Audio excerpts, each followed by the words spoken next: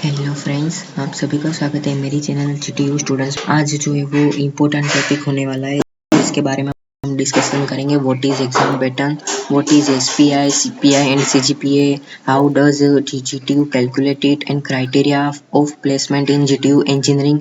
And last one topic देखेंगे CGPA SPI to percentage converter formulas क्या है। तो अगर आपने इन सबको बारे में आपने डिटेल में एनालिसिस किया है तो भी आप एक बार इसको देख लीजिएगा। तो let's begin start this video and please do like share and subscribe it.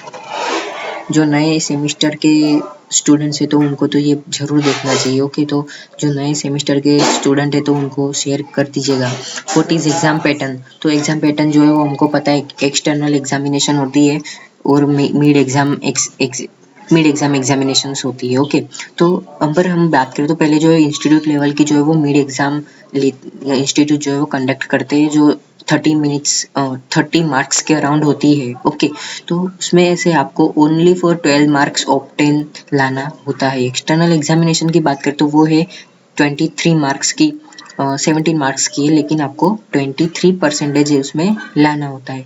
GTU external examination जो है वो टोटल 70 मार्क्स के पेपर होते हैं एंड पेपर ड्यूरेशन वो होता है 2 आवर्स एंड 30 मिनट्स के अराउंड।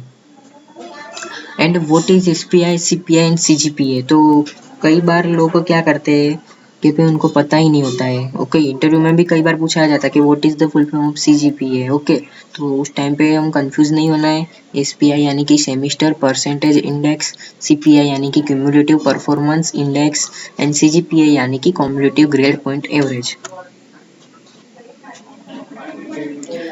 तो अगर हम सिंपल इसका थोड़ा डिस्कशन जान लेते हैं तो क्या है कि अगर आपके 2 इयर्स का कोर्स है, ओके, अगर आपका 2 साल का कोर्स है तो सभी यानी कि 2 साल में अगर बात करें तो 4 सेमेस्टर आते हैं, तो 4 सेमेस्टर के परफॉर्मेंस को देखते हुए सीपीआई यानी कि क्यूमुलेटिव परफॉर्मेंस इंडेक्स के आधार पर स्टूडेंट को जो है वो डिग्री दी जाती है। ओके, सेमेस्टर फॉर 2 इयर्स का कोर्स आप सोच रहे होंगे 2 इयर्स का ऐसा कौन सा होता है, तो फिर आपको बता दें कि एमई का जो कोर्स आता है, एमई ठीक है, मास्टर ऑफ इंजीनियरिंग, तो उनका कोर्स जो है वो 2 इयर्स का आता है।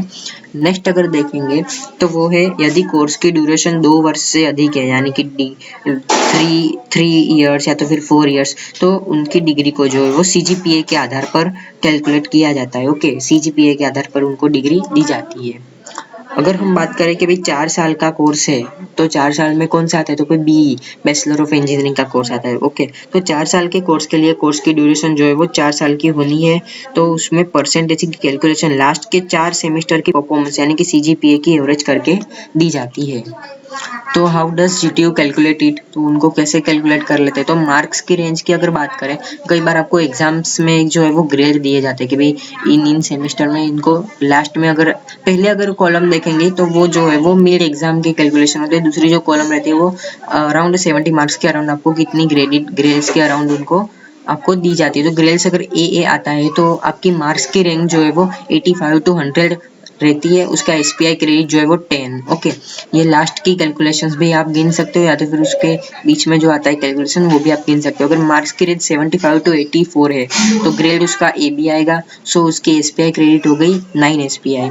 फिर आता है 65 to 75, 65 to 74, तो उसका ग्रेड आएगा बीबी, जिसकी एसपीआई क्रेडिट जो है वो 08 यानी कि 8 एसपीआई उनको माना जाता है। अगर मार्क्स की रेंज 55 to 64 आती है तो उसका ग्रेड आएगा बीसी, जो जिसकी एसपीआई क्रेडिट होगी 7, most of around 7 to 8 SPI की कई बार आते हैं बच्चों के। ओके, फिर मार्क्स की लेंगे जब 45 to 54 आती है तो उसका ग्रेड आएगा सीसी, जिसका एसपीआई आएगा 6 एसपीआई। फिर आता है मार्क्स की रेंज 40 to 44 आई तो उसका ग्रेड आता है सीडी, तो एसपीआई क्रेडिट हो गई उसकी 5 एसपीआई, जो कि लोअर है, बहुत लोअर है। और फिर जो 35 to 49 आएगी तो उसका ग्रेड आएगा डीडी, सो एसपीआई क्रेडिट जो है वो 04 आ जाएगी। अगर लेस देन 35 है, ओके, लेस देन 35 तो एफ और फिर 00। ये मैंने लेस देन 35 क्यों लगाया, क्योंकि अराउंड 23 के नीचे यानी कि 21 22 जिनके आते हैं तो उनको जो है वो ग्रेड एफ दिया जाता है। Okay, less than 35।